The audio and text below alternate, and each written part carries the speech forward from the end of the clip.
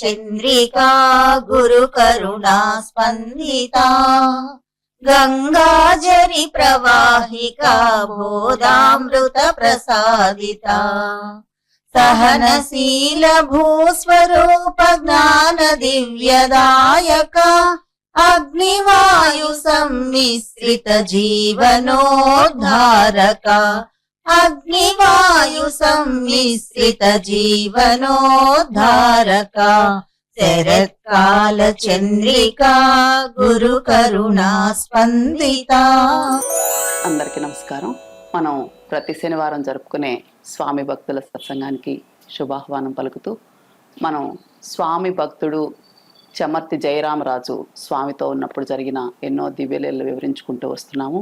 ఆ క్రమంలో ఈరోజు కుల్లూరు రాజుపాళానికి చెందిన కొందరు స్వామి భక్తులు ఏం చెప్తున్నారో చూద్దాం. ఆత్మీయులారా, ఈవేళ స్వామి భక్తుల సత్సంగానికి శుభస్వాగతం. స్వామి గురించి, స్వామి భక్తుల గురించి తలుచుకునే ప్రతి తలుపు సంతోషదాయకమే. ఆ తలుపు వెనక ఉండే స్వామి దివ్యత్వం బహుధా ప్రశంసనీయమే. ఈరోజు మన వాళ్ళు చాలా సంఘటనలు ఒక భక్తుడిని తీసుకొని ఆయన ద్వారా మనకు లభించినవి, వీటిని ప్రస్తావించుకుంటూ వీలైనంత వరకు విశ్లేషించుకుంటూ ఏది ఏమైనా మనకు దొరికిన వాటిని మీతో పంచుకుంటూ ఉంటాం. చాలా సంతోషదాయకమైన శుభ పరిణామం. కాకపోతే వాటి వెనక దాగిన వెంకయ్య స్వామి వారి దివ్యత్వం, ఆయన జ్ఞానము, అపారమైన కరుణ, మానవజాతి మీద ఉండే అద్భుతమైన ప్రేమ, శ్రేయస్సుకై ఆయన చేసే తపన, ఇవన్నీ కూడా మనకు దృశ్యమానం అవుతూ ఉంటాయి, మనసుకు స్పష్టంగా కనిపిస్తూ ఉంటాయి. రాజుపాళానికి చెందిన చమర్తి గోవిందమ్మ, ఈ తల్లిదండ్రులు నందిమండలం నారపరాజు, యానాదమ్మ.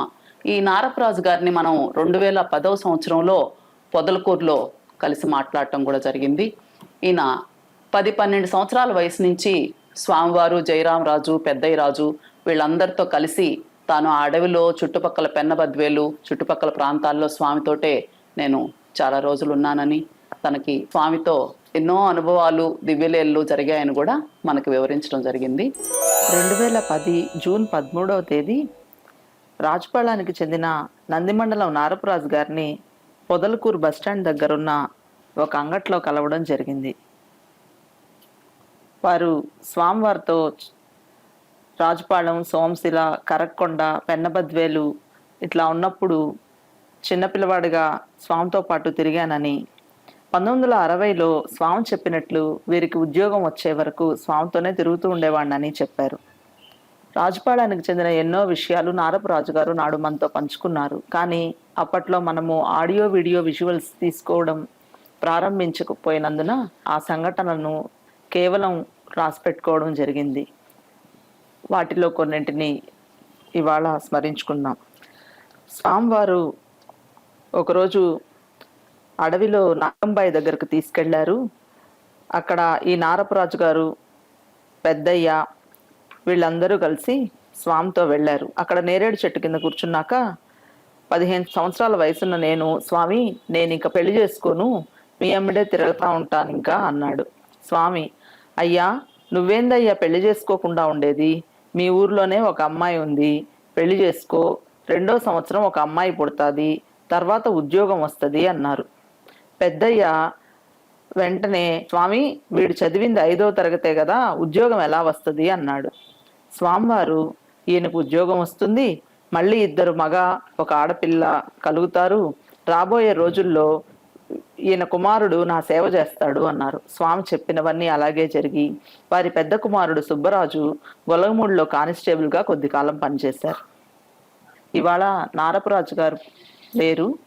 వారు చెప్పిన విషయాలు వారి పిల్లల ద్వారా తెలుసుకునే ప్రయత్నం చేద్దాం. నందిమండలం నారపరాజు, యానాదమ్మ, వాళ్ళ కూతురు గోవిందమ్మ, ఇద్దరు చెల్లెళ్ళు, 2 తమ్ముళ్ళు. వాళ్ళ నలుగురికి పెళ్లి చేసుకున్నాను. బాగానే ఉండి స్వామి పెద్ద రెండో తమ్ముడు పుట్టినప్పుడు ఇంట్లో లేకుండా వెళ్ళిపో అని చెప్పిండంట ఎవరిని? మా నాన్న స్వామి వెంకయ్య స్వామి. ఇంకా ఆయన కానుపు ఈ రోజు అవుతాను, ముందు రోజు నువ్వు ఊళ్ళో లేకుండా వెళ్ళిపో అనిండంట. అవును, అప్పుడు ఏం చేసిండంట ఆయన, ఇంకా ఇట్ట చెరులో పడి, ఇటు చెరువు ఉంది, చెరులో పడి పోవడంలోనే పడిపోయినాడు మధ్యలో పడిపోయి తెప్పరిల్లు కాని లేచిపోయిండు. ఇంకా ఆ రోజు ఉదయం పాడ్యం ఉదయం కానిపోయిందంటే కానిపోయేలాగా తండ్రికి అన్నం బిడ్డకు అని చెప్పి అందుకని 15 రోజులు ఊళ్ళోకి రాలేదంట ఆయన మా నాన్న. వీళ్ళు ఎట్టపోయి నేను ఎతికిన పాట మళ్ళీ సాయంకాడికి పోతే డాడీ బాగాలేదు, వస్తాడులే మీరు భయపడకండి ఏం కాదు అని చెప్పిందంట. మళ్ళీ 15 రోజులు తిరుక్కొని వచ్చిన పాట ఈడ ఏం ప్రసవించాను వీటిలో ఆయన అట్టా కొన్ని ఆయన చెప్పిన అదొకటి గుర్తు. ఆయన గురించి ఆయన సాయం కూడా ఉండి అన్నం తెచ్చిపెట్టేవాడు అంట ఇంటింటికి పోయి పెట్టి కొన్ని రోజులు అట్ట ఉండగా ఆయన మళ్ళీ ఆయనకేం ఉద్యోగం లేదు కాబట్టి మళ్ళీ ఉద్యోగం వస్తుంది నీకంటే, అదే 5 చదివిన వాడికి ఏం ఉద్యోగం వస్తుంది, వస్తుంది గవర్నమెంట్ సొమ్ము నీకు బాగా రుణం ఉంది అని చెప్తే మళ్ళీ ఉద్యోగం వచ్చింది. అదే డ్రైవర్గా ఉద్యోగం వచ్చింది. నాకేం ఉద్యోగం వస్తుంది అంటే, వస్తుంది నీ గవర్నమెంట్ డబ్బు బాగుంది అని చెప్పేవాడంట. సరే కొన్ని రోజులకు మేము పుట్టినపాట మళ్ళీ ఉద్యోగం వచ్చింది ఆయనకి. ఉద్యోగం వచ్చి పిల్లలు చదివించుకొని పెళ్ళిళ్ళు చేసి ఆయన కొద్ది రోజులకి ఆయన చచ్చిపోయిండు. మేము పిల్లలం బాగున్నాం. స్వామి అంటే స్వామి మాకేం గుర్తు తెలియదు కానీ కొంతమంది మా ఎంగటవ్వ అని అక్కడ గొర్రెపిల్లలు మేపుతానింది మా నాయన చిన్నమ్మ. ఆమె ఏ స్వామి నాకు 4 బిడ్డలు అయిపోయా, ఏమీ లేకపోయా, తిన్నాయనికి ఇది మరుపు మట్ట గుంత నేల ఇది ఒక్క చేను నా బిడ్డలు ఏం బతుకుతానంటే, కోట్లు ఉన్నాయమ్మాడో కోట్లు ఉన్నాయమ్మాడు అనేవాడు అంట ఆయన. ఏ స్వామి రాళ్ళల్లో కోట్లు ఎట్ట వచ్చినాయంటే, ఉన్నాయమ్మ కోట్లు అని. సరే ఆమె పోయింది, ఇప్పుడు కోట్లే వస్తాను ఆడ చెట్లు వేసి వాళ్ళు నీళ్లు తెచ్చి గుంతలు బుడిపించుకొని ఈ మాడి చెట్లు నిమ్మ చెట్లు పైరు ఊరి కూడా మడుతుంది ఆ నెలలో అటు చెప్పేవాడంట ఆయన. రాజుపాళెం చెందిన కొండూరు లక్ష్మమ్మ తను 2వ కుమారుణ్ణి 3వ నెల గర్భంతో ఉన్నప్పుడు స్వామివారు రాజుపాళెంలో జయరామరాజు వాళ్ళ మంద బయట సాల్లో ఉన్నారట. ఆ రోజు రాత్రి స్వామి దగ్గర నిద్ర చేయాలని ఆమె వెళ్ళి అక్కడ నిద్ర చేసింది. ఉదయాన్నే ఇంక ఇంటికి బయలుదేరదామని ఆమె బయలుదేరబోతుంటే, ఏం లక్ష్మమ్మ బయలుదేరుతున్నావా అని స్వామి అన్నారట. అవును స్వామి, మీరు సెలవిస్తే ఇక బయలుదేరతాను అని ఆమె చెప్తుండగా, ఈరోజు నేను మన మనుషులంతా మీ ఇంటికి భోజనానికి వస్తున్నామమ్మా అని స్వామి చెప్పారు. తప్పకుండా రండి స్వామి, భోజనం పెడతానని చెప్తూ స్వామి మిగతా స్వామి భక్తులు అందరూ అక్కడికి రావడం జరిగింది. కొండూరు లక్ష్మి గోవిందరాజు మా ఆయన పేరు. గోవిందరాజు భార్య లక్ష్మమ్మ. వెంకయ్య స్వామిని ఎక్కడ చూసారు, ఎప్పుడు చూసారు? సాయంకాడికి మా అబ్బాయిని 3 నెలలు నీళ్ళు పోసుకోనంగా అక్కడికి పోయినామా నిద్ర చేసి వస్తాం. ఎక్కడ ఉన్నాడు స్వామి అప్పుడు మంద బయట ఉండండి, ఇప్పుడు దేవలం పెట్టింది దేవలం పెట్టే కాదు ఆయన ఏమ్మా వచ్చమ్మా పోతాను సెలవు ఇస్తే పోతానంటే ఆయన సరే వచ్చమ్మా నువ్వు పోతాను కాబట్టి నాకు నా మనసుకు భోజనాలు పెట్టాలి రోజు అనేది స్వామి అన్నాడు స్వామి అనిండు. స్వామి అంటే స్వామి పెడతానని చెప్పిన. అయితే నువ్వు చింతిస్తాను ఇంట్లో నువ్వు లేవని, ఏమి లేవు ఒక చీర నూకలు ఉంది. ఆ చీర నూకలు ఇంటికి పోయి ఒక 4 మంతులు రాగులు ఇచ్చిందా. రాగులు ఇచ్చి వాళ్ళకి 20 మంది మనుషులు, ఆయన తుడిసమ్మ, ఉక్కమ్మ, నారాయణ స్వామి, ఆయన నరసింహస్వామి, శరమానాయుడు, చాలా మంది 18 మంది దాకా స్వాములు. వాళ్ళందరూ వచ్చిండ్రు, వాళ్ళందరికీ భోజనాలు చేసి పెట్టినా. ఒక ఆవిడకి 3వ నెల కడుగు. ఆమె కొండూరు లక్ష్మమ్మ అని ఇంతకుముందు ఇందిరమ్మ చెప్పారు. సరే, ఆ లక్ష్మమ్మ స్వామి దగ్గర నిద్ర చేస్తే మంచి గంట చూసొద్దాం పోయిద్దాం. స్వామి దగ్గర అంటే అర్థం ఏంటంటే, ఆయన ఎక్కడున్నా ఆయన చుట్టూ 10 మంది ఉంటారు.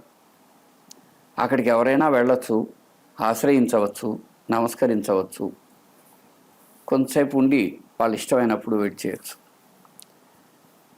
కొన్నిసార్లు ఆయన అనుమతి అడుగుతారు, కొన్నిసార్లు వాళ్ళు ఇష్టం వచ్చినట్టు కూడా చేస్తారు. ఈ అమ్మ స్వామి తెలుసు కనుక రాత్రి వెళ్ళి అక్కడ పడుకొని ఇంకెళ్ళిపోదాం అనుకుంటుంది.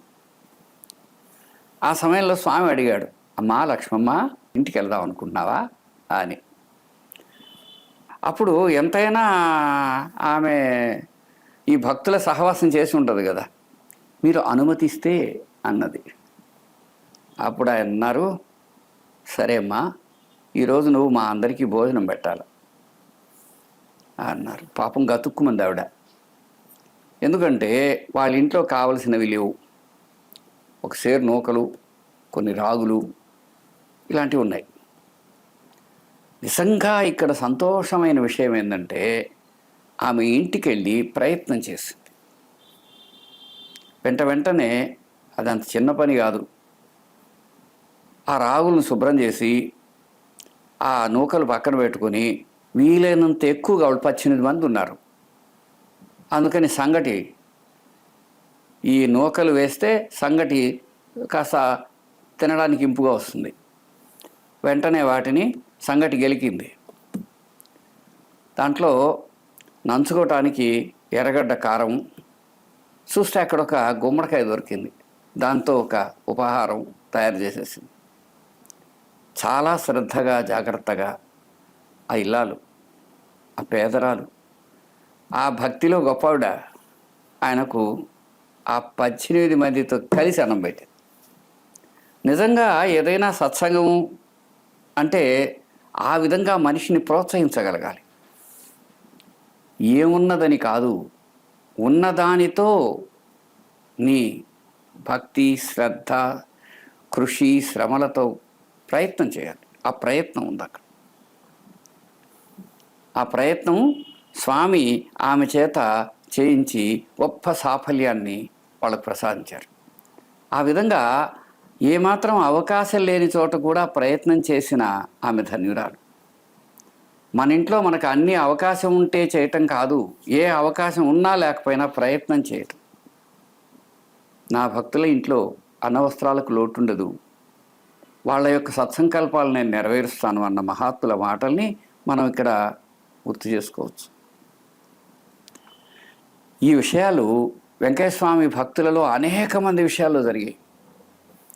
సమయానికి ఉన్నట్టుండి స్వామి అక్కడికి వస్తే వాళ్ళకు ఏమి చేయాలో తోచక నానా అల్లాడి మొత్తం మీద వాళ్ళందరూ భోంచేశారు. సంతృప్తిగా ఆ రోజు వాళ్ళ జీవితాల్లో గడిచిపోయింది. స్వామితో కలిసి స్వామి కృపను, కరుణను వాళ్ళ జీవితాల్లో జ్ఞాపకం పెట్టుకోగలిగారు. అటువంటి సంఘటనలు కోకొల్లలు ఉన్నాయి.